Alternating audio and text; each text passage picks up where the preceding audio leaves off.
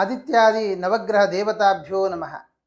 October ತಿಂಗಳ ಮಾಸದಲ್ಲಿ ನಮಗೆ ಶುಕ್ರನ ಸಂಚಾರ, ಸ್ವಕ್ಷೇತ್ರದಲ್ಲಿ ಶುಕ್ರನ ಸಂಚಾರ, ಬುಧನೂ ಕೂಡ ಸ್ವಕ್ಷೇತ್ರದಲ್ಲಿ ಸಂಚಾರ ಮಾಡ್ತಾ ಭದ್ರಮಹಾಯೋಗವನ್ನು, ಮಾಲವ್ಯ ಯೋಗವನ್ನು, ಮತ್ತು ಶನಿ ಸಹಜವಾಗಿ ಕುಂಭದಲ್ಲಿರುವುದರಿಂದಾಗಿ ಅದು ಮೂಲ ತ್ರಿಕೋಣವಾಗಿರುವುದರಿಂದ ಅದೂ ಕೂಡ ಒಂದು ಯೋಗ. ಹಾಗಾದರೆ ಈ 12 ರಾಶಿಗಳಲ್ಲಿ ಆಗುವಂಥ ವ್ಯತ್ಯಾಸಗಳೇನು, ಜೊತೆಗೆ ಈ ಶುಕ್ರನಿಂದಾಗಿ ಯಾವ ರಾಶಿಯವರಿಗೆ ಅನುಕೂಲವಾಗುತ್ತೆ? ಶುಕ್ರ ಅಂತ ಹೇಳಿದ್ರೆ ಸಂಪತ್ಪ್ರದ, ಸಂಪತ್ತನ್ನು ಯಾರಿಗೆ ಕೊಡ್ತಾನೆ? ಭೂಮಿ ಪುತ್ರನಾದಂತಹ ಕುಜನ ಒಂದು ಯೋಗ, ಕುಜನ ಒಂದು ದೃಷ್ಟಿ ಬುಧನಿಗೆ ಇರುವುದರಿಂದಾಗಿ ಯಾವ ರಾಶಿಯವರಿಗೆ ಭೂಲಾಭಾದಿಗಳಾಗುತ್ತೆ? ಮತ್ತು ನವರಾತ್ರಿಯ ಕಾಲದಲ್ಲಿ ಯಾವ ರಾಶಿಯವರು ಯಾವ ದೇವಿಯ ಆರಾಧನೆ ಮಾಡುವುದರಿಂದ ಸಂಪತ್ತನ್ನು ಪಡೆಯಬಹುದು, ಬಂದಿರತಕ್ಕಂಥ ತೊಂದರೆಗಳನ್ನು ಪರಿಹಾರ ಮಾಡಿಕೊಳ್ಳಬಹುದು, ಎಲ್ಲದರನ್ನು ಕೂಡ ಈ ತಿಂಗಳ ಭವಿಷ್ಯದಲ್ಲಿ ನಿಮಗೆ ತಿಳಿಸಲಿದ್ದೇನೆ. ಬನ್ನಿ ನೋಡೋಣ 12 ರಾಶಿಗಳ ತಿಂಗಳ ಭವಿಷ್ಯ. ವೃಷಭ ರಾಶಿ, ಲಗ್ನದಲ್ಲಿ ಗುರುವಿನ ಯೋಗ. ಲಗ್ನದಲ್ಲಿ ಗುರು ಇರುವಾಗ ಅರ್ಥಹಾನಿಯನ್ನು ಮಾಡ್ತಾನೆ ಅಂತ ಗೋಚಾರದ ಫಲವನ್ನು ತಿಳಿಸ್ತಾರೆ. ಆದರೆ ಈ ಗುರು ಅಷ್ಟಮಾಧಿಪತಿಯಾಗಿ ಲಾಭಾಧಿಪತಿಯಾಗಿ ಲಗ್ನದಲ್ಲಿ ಬರೋದರಿಂದ ಒಂದಿಷ್ಟು ನಷ್ಟವೂ ಹೌದು, ಲಾಭವೂ ಹೌದು. ಆದರೆ ಲಾಭದಲ್ಲಿ ಗುರುವಿನ ಸಂಚಾರ ಇರುವ ಕಾರಣ, ಲಾಭದಲ್ಲಿ ರಾಹುವಿನ ಸಂಚಾರ ಇರುವ ಕಾರಣ ನಮಗೆ ಬೇಡದ ವಿಷಯಕ್ಕೆ ಹಣವನ್ನು ಖರ್ಚು ಮಾಡುವಂತಹ ಸಾಧ್ಯತೆಗಳು ಕೂಡ ಇದ್ದಾವೆ. ಹಾಗಾಗಿ ವೃಷಭ ರಾಶಿಯವರು ಹಣ ವ್ಯಯಿಸುವಾಗ ಜಾಗೃತಿ ಮಾಡಬೇಕು. ಧರ್ಮಕ್ಕೆ ಮಾಡ್ತಾ ಇದ್ದೇವೆ ಅಂತ ಭ್ರಮಿಸಿ ನಾವು ಇನ್ಯಾರಿಗೋ ಕೊಡುವಂಥದ್ದು, ದೇವರಿಗೆ ಸಮರ್ಪಣೆ ಮಾಡ್ತಾ ಇದ್ದೇವೆ ಅಂತ ಅಂದ್ಕೊಂಡು ಇನ್ಯಾರೋ ಅದನ್ನು ತಿನ್ನುವಂತಹ ಒಂದು ಸಂದರ್ಭಗಳು ಒದಗಿ ಬರಬಹುದು. ಹಾಗಾಗಿ ಅರ್ಥವನ್ನು ವ್ಯಯಿಸುವಾಗ ಸ್ವಲ್ಪ ಜಾಗೃತಿಯಲ್ಲಿ ವ್ಯಯಿಸುವುದು ಬಹಳ ಒಳ್ಳೆಯದು. ಇನ್ನು ಈ 2ನೇ ಮನೆಯಲ್ಲಿ ಕುಜ ಇರೋದರಿಂದಾಗಿ ದಂಪತಿಗಳ ಮಧ್ಯದಲ್ಲಿ ವೈಮನಸ್ಯ ಬರುವಂಥದ್ದಾಗಲಿ ಅಥವಾ ಅಣ್ಣ ತಮ್ಮಂದಿರ ಮಧ್ಯದಲ್ಲಿ ವೈಮನಸ್ಯಗಳು ಬರುವಂಥದ್ದಾಗಲಿ ಸನ್ನಿವೇಶಗಳು ಬರುತ್ತೆ. ಆದರೆ ಯಾವುದೇ ಕಾರಣಕ್ಕೂ ಲಗ್ನಾಧಿಪತಿಯಾದ ಶುಕ್ರ ಸ್ವಕ್ಷೇತ್ರದಲ್ಲಿರುವ ಕಾರಣ ಇದು ನಿಮ್ಮ ಕೆಲಸ ಅಥವಾ ನನ್ನ ಕರ್ತವ್ಯ ಅನ್ನುವ ಭಾವನೆಯಲ್ಲಿ ನೀವು ಇದ್ರಿ ಅಂತಾದರೆ ಕುಟುಂಬದಲ್ಲಿ ಕುಟುಂಬಿಕವಾಗಿ ಯಾವುದೇ ಸಮಸ್ಯೆಗಳು ಕೂಡ ತಲೆ ತೂಗುವುದಿಲ್ಲ. ಆದರೆ ಸಪ್ತಮಾಧಿಪತಿಯಾಗಿರತಕ್ಕಂತಹ ಕುಜ ದ್ವಿತೀಯದಲ್ಲಿ ಬಂದಿರುವ ಕಾರಣ ಸಪ್ತಮ ಸ್ಥಾನ ಅಂತಕ್ಕಂಥದ್ದು ಭಾರ್ಯಾಸ್ಥಾನ ಅಥವಾ ಭರ್ತೃಸ್ಥಾನ. ಹಾಗಾಗಿ ವೃಷಭರಾಶಿಯವರು ಭಾರ್ಯೆಯಾಗಿದ್ದರೆ ಅವರಿಗೆ ಭರ್ತೃವಿನ ಮನೆ ಕಡೆಯವರಿಂದಾಗಿ ಸ್ವಲ್ಪ ಸಮಸ್ಯೆಗಳಾಗುವಂಥದ್ದು, ಇಲ್ಲ ಸಲ್ಲದನ್ನು ಹೇಳಿಕೊಡುವಂಥದ್ದು, ಈ ರೀತಿಯಾಗಿ ಆಗುತ್ತೆ. ಅದರಿಂದ ಯಾವುದೇ ಕಾರಣಕ್ಕೂ ಯಾರ ಮಾತಿಗೂ ಕಿವಿ ಕೊಡದೆ ಯಾವುದು ಸತ್ಯ ಯಾವುದು ಸುಳ್ಳು ಅನ್ನುವುದನ್ನು ನೀವು ಪ್ರತ್ಯಕ್ಷತಃ ಕಂಡು ಆನಂತರದಲ್ಲಿ ತೀರ್ಮಾನವನ್ನು ತೆಗೆದುಕೊಳ್ಳುವುದರಿಂದ ಬಹಳ ಅನುಕೂಲವಾಗುತ್ತೆ. ಇನ್ನು ಆರೋಗ್ಯದ ವಿಷಯಕ್ಕೆ ಬಂದಾಗ ಷಷ್ಠಾಧಿಪತಿಯಾಗಿರತಕ್ಕಂತಹ ಶುಕ್ರ ಸ್ವಕ್ಷೇತ್ರದಲ್ಲಿ ಇರುವಂತಹದ್ದು, ಅಲ್ಲಿಗೆ ಪಾಪಗ್ರಹರ ದೃಷ್ಟಿ ಇಲ್ಲದೇ ಇರುವ ಕಾರಣ ನಮಗೆ ಒಳ್ಳೆಯ ಸ್ಥಿರವಾದ ಆರೋಗ್ಯವನ್ನು ಕಾಯ್ದುಕೊಳ್ಳುವಂತಹ ಸಾಧ್ಯತೆ ಎಲ್ಲ ಇದೆ. ಆದರೆ ಈ ಲಗ್ನಾಧಿಪತಿಯು ಅವನೇ ಆಗಿ ಅಲ್ಲಿ ಲಗ್ನದಲ್ಲಿ ಅಷ್ಟಮಾಧಿಪತಿಯಾದ ಗುರುವಿನ ಒಂದು ಯೋಗ ಇರೋದರಿಂದ ಗುರುವಿಗೆ ಹೇಳುವಂತಹದ್ದು ಒಂದು ಉಗುರಿಗೆ ಸಂಬಂಧಪಟ್ಟ ಹಾಗೆ ಅಥವಾ ನಖ ಅಥವಾ ದಂತ, ಉಗುರು, ಹಲ್ಲು, ಕೂದಲು ಇವುಗಳಿಗೆ ಸಂಬಂಧಪಟ್ಟ ಹಾಗೆ ನಮಗೆ ಕೆಲವೊಂದಿಷ್ಟು ಸಮಸ್ಯೆಗಳು ಬರುವ ಸಾಧ್ಯತೆಗಳಿದ್ದಾವೆ. ಅದರಲ್ಲಿಯೂ ಶನಿ ನಮಗೆ ಕೇಂದ್ರ ಭಾವದಲ್ಲಿ ಬಂದು ಒಂದು ಸಂಬಂಧ, ವೃಷಭ ರಾಶಿಗೆ ಕೇಂದ್ರೀಯ ಸ್ಥಿತಿ ಮಿತೋ ಯೋಗ ಅಂತ ಹೇಳುವ ಪ್ರಕಾರ ಒಂದು ಸಂಬಂಧ, ಶನಿಯ ಜೊತೆಗೆ ಒಂದು ಸಂಬಂಧ ಇರೋದರಿಂದ ಆ ಶನಿಗೆ ಸಂಬಂಧಪಟ್ಟಂತಹ ಕೆಲವು ದೋಷಗಳನ್ನು ಕೂಡ ವೃಷಭ ರಾಶಿಯವರಿಗೆ ಹೇಳಬೇಕಾಗುತ್ತೆ. ಆದ್ದರಿಂದ ಆರೋಗ್ಯದ ವಿಷಯದಲ್ಲಿ ಸ್ವಲ್ಪ ಜಾಗೃತಿ ಮಾಡೋದು ಬಹಳ ಒಳ್ಳೆಯದು.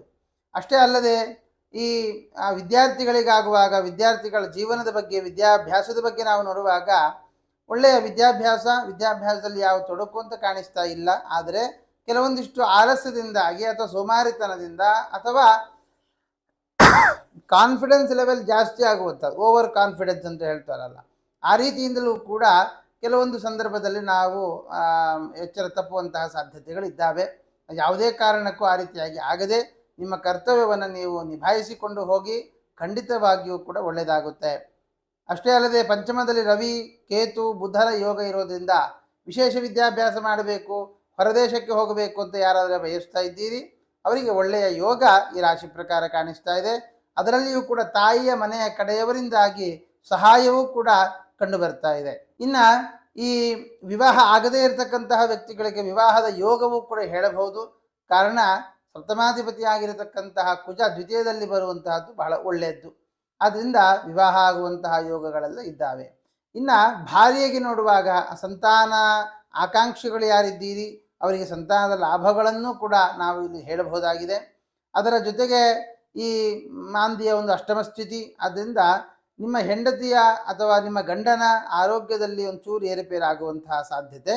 ಅದರಲ್ಲಿಯೂ ಕೂಡ ಮಾಂದ್ಯ ಅಷ್ಟಮದಲ್ಲಿ ಬಂದಿರೋದ್ರಿಂದ ರೋಗೀಕ್ಷದಾಂಗ ಗುಳಿಗೆ ಧನುಸ್ತೆ ನಿಂದ್ಯಾಭಿಭಾಷೆ ಅಂತ ಹೇಳುವಂತಹ ಫಲ.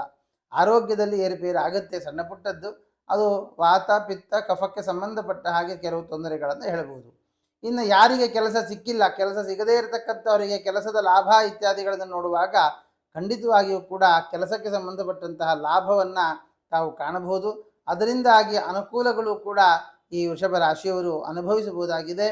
ಇನ್ನು ಈ ವೃಷಭ ರಾಶಿಯವರಿಗೆ ನೋಡುವಾಗ ಅವರ 3ನೇ ಭಾವಾಧಿಪತಿಯಾದ ಚಂದ್ರ 4ನೇ ಬಲಿಯಲ್ಲಿ ಬರುವುದು. ಆದ್ದರಿಂದ ಅಣ್ಣ ತಮ್ಮಂದ್ರ ಜೊತೆಗೆ ಒಳ್ಳೆಯ ಸಾಮರಸ್ಯದ ಒಂದು ಮೀಟಿಂಗ್ ಆಗುವಂತಹದ್ದು, ಸಾಮರಸ್ಯದಿಂದ ಮುನ್ನಡೆಯುವಂತಹದ್ದು, ಇದೆಲ್ಲವೂ ಕೂಡ ತುಂಬ ಚೆನ್ನಾಗಿದೆ. ಆದರೆ ಈ ಚತುರ್ಥಾಧಿಪತಿ ಪಂಚಮದಲ್ಲಿ ಕೇತುವಿನ ಒಂದು ಯೋಗ ಇರೋದ್ರಿಂದ ನಿಮ್ಮ ತಾಯಿಯ ಆರೋಗ್ಯದಲ್ಲಿ ಏರುಪೇರಾಗುವಂತಹದ್ದು. ಅದರಲ್ಲಿಯೂ ಕೂಡ ಕೇತುವಿನ ಒಂದು ಯೋಗ ಕನ್ಯಾ ರಾಶಿಯಲ್ಲಿ. ಆದ್ದರಿಂದ ಚತುರ್ಥಾಧಿಪತಿಗೆ ಕೇತುವಿನ ಯೋಗ ಮತ್ತು ಗುರು ದೃಷ್ಟಿ ಇದೆ. ಗುರುವಿಗೆ ಹೇಳುವಂತಹದ್ದು ಶುಗರಿಗೆ ಸಂಬಂಧಪಟ್ಟ ಹಾಗೆ ಅಥವಾ ನರಗಳಿಗೆ ಸಂಬಂಧಪಟ್ಟ ಹಾಗೆ ದೇಹದಲ್ಲಿ ಪಿತ್ತಾಂಶ ಜಾಸ್ತಿಯಾಗಿ ಅದರಿಂದಾಗಿ ಆರೋಗ್ಯದಲ್ಲಿ ಏರುಪೇರಾಗುವಂತಹ ಲಕ್ಷಣಗಳು ಕಾಣಿಸ್ತಾ ಇದೆ. ಕೇತು ಇರೋದ್ರಿಂದಾಗಿ ಈ ಪಾದ ಉರಿ ಬರುವಂತಹದ್ದು, ಕಾಲು ಸೆಳೆತ ಬರುವಂತಹದ್ದು, ಬ್ಯಾಕ್ ಪೇನ್ ಬರುವಂತಹದ್ದು, ಈ ರೀತಿಯಾಗಿರ್ತಕ್ಕಂತಹ ಅನಾರೋಗ್ಯಗಳು ಕೂಡ ವೃಷಭ ರಾಶಿಯವರ ತಾಯಿಯವರಿಗೆ ಕಾಣಬಹುದಾಗಿದೆ. ಅಷ್ಟೇ ಅಲ್ಲದೆ ನವಮಾಧಿಪತಿ ಆಗಿರತಕ್ಕಂತಹ ಶನಿ ಕರ್ಮಸ್ಥಾನದಲ್ಲಿರುವ ಕಾರಣ ಈ ನವಮಸ್ಥಾನ ಪಿತೃಸ್ಥಾನವಾಗಿರೋದ್ರಿಂದ ತಂದೆಯ ಆರೋಗ್ಯದಲ್ಲಿ ಸ್ಥಿರತೆ ಇದೆ. ಅದು ಕುಜನ ದೃಷ್ಟಿ ಇರೋದರಿಂದಾಗಿ ಹೃದಯಕ್ಕೆ ಸಂಬಂಧಪಟ್ಟ ಹಾಗೆ ಅಥವಾ ರಕ್ತಕ್ಕೆ ಸಂಬಂಧಪಟ್ಟ ಹಾಗೆ ಒಂದು ಟೆಸ್ಟ್ಗಳನ್ನು ಮಾಡಿಸುವಂತಹದ್ದು ಬಹಳ ಒಳ್ಳೆಯದು. ಹಾಗಾಗಿ ಒಟ್ಟಾರೆ 12ನೇ ಮನೆಯಲ್ಲಿ ಇರತಕ್ಕಂತಹ ಕುಜ 2ನೇ ಮನೆಯಲ್ಲಿ ಬಂದಿರುವ ಕಾರಣ ನಾನು ಮೊದಲೇ ಹೇಳಿದ್ದೇನೆ, ಆರ್ಥಿಕವಾಗಿರ್ತಕ್ಕಂತಹ ಕೆಲವು ಸಮಸ್ಯೆಗಳು ಬರಬಹುದು. ಅದನ್ನು ಸ್ವಲ್ಪ ಗಮನ ಹರಿಸುವಂತಹದ್ದು ಒಳ್ಳೆಯದು. ಇನ್ನು ಒಳ್ಳೆಯ ವಿಷಯ ಯಾವುದು ಅಂತಂದರೆ ವೃಷಭ ರಾಶಿಯವರಿಗೆ ಭೂಲಾಭಾದಿಗಳನ್ನು ಹೇಳುವಂತಹದ್ದಾಗಲಿ ಈ ತಿಂಗಳಲ್ಲಿ. ಕಾರಣ ಈ ರವಿ ಚತುರ್ಥಾಧಿಪತಿ ಒಳ್ಳೆಯ ರೀತಿಯಲ್ಲಿ ಇದ್ದಾನೆ, ಜೊತೆಗೆ ಚತುರ್ಥಾಧಿಪತಿಗೆ ಗುರು ದೃಷ್ಟಿ ಇದೆ, ಮತ್ತು ಈ ಶನಿ ಶಶಮಹಾಯೋಗವನ್ನು ತೋರಿಸ್ತಾ ಇದ್ದಾನೆ. ಆದ್ದರಿಂದ ಈ ವೃಷಭ ರಾಶಿಯವರು ವಿಶೇಷವಾಗಿ ಈ ನವರಾತ್ರಿಗಳ ಸಂದರ್ಭದಲ್ಲಿ ಪ್ರತಿನಿತ್ಯ ನವರಾತ್ರಿಯ ದಿನಗಳಲ್ಲಿ ದೇವಿಗೆ ಒಂದು ಜೇನುತುಪ್ಪದ ಅಭಿಷೇಕ ಅಥವಾ ಪಂಚಾಮೃತ ಅಭಿಷೇಕಾದಿಗಳನ್ನು ನಡೆಸುವಂತಹದ್ದು. ಅವಕಾಶ ಇದ್ದರೆ ಪ್ರತಿನಿತ್ಯ ಶ್ರೀ ಸೂಕ್ತ ಅಥವಾ ದೇವಿ ಸೂಕ್ತಗಳನ್ನು ಜಪ ಮಾಡುವಂತಹದ್ದು. ಅಥವಾ ಈ ಸ್ತ್ರೀಯರಾದರೆ ನಿಮಗೆ ಮದುವೆ ಆಗಿಲ್ಲ, ಮದುವೆ ಆಗಬೇಕು ಅನ್ನುವಂಥ ಆಕಾಂಕ್ಷಿ ಯಾರಿಗಾದರೂ ಇದ್ದರೆ ಪ್ರತಿ ದಿವಸ ಮುತ್ತೈದೆಯರಿಗೆ ಅರಿಶಿನ ಕುಂಕುಮವನ್ನು ಕೊಡುವಂತಹದ್ದು. ಮತ್ತು ಪ್ರತಿನಿತ್ಯ ಶ್ರೀ ದುರ್ಗಾಯ ನಮಃ ಅನ್ನುವ ಮಂತ್ರವನ್ನು ಜಪಿಸುವಂತಹದ್ದು ಕೂಡ ವೃಷಭ ರಾಶಿಯವರಿಗೆ ಅನೇಕ ವಿಧವಾದ ಅನುಕೂಲಗಳನ್ನು ಪಡೆದುಕೊಳ್ಳಬಹುದಾಗಿದೆ. ಜೊತೆಗೆ ರಾಹು ಲಾಭದಲ್ಲಿರೋದರಿಂದ ಸ್ವಲ್ಪ ನಾವು ಹಣಕಾಸಿನ ವಿಷಯದಲ್ಲಿ ನಾಗಾರಾಧನೆ ಮಾಡುವುದರಿಂದ, ನಾಗದೇವತಾ ಪ್ರಾರ್ಥನೆಯನ್ನು ಮಾಡುವುದರಿಂದಾಗಿ ಅನುಕೂಲಗಳನ್ನು ತಾವೆಲ್ಲ ಪಡೆದುಕೊಳ್ಳಬಹುದು ಅಂತ ಹೇಳ್ತಾ ಶ್ರೀಕೃಷ್ಣಾರ್ಪಣಮಸ್ತು.